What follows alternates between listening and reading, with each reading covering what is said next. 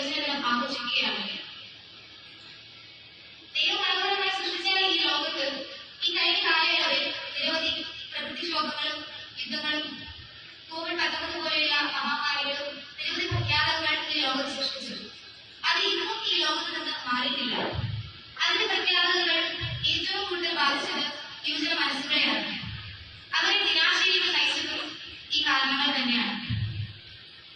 ഈ പശ്ചാത്തലത്തിൽ യുവജന പ്രസ്ഥാനത്തിന്റെ പ്രത്യാശയുടെ തീർത്ഥാടകരായി മാറണമെന്നാണ് പരിശുദ്ധ ഫ്രാൻസിസ് മാർപ്പാപ്പ നമ്മോട് ആഹ്വാനം ചെയ്തിരിക്കുന്നത്.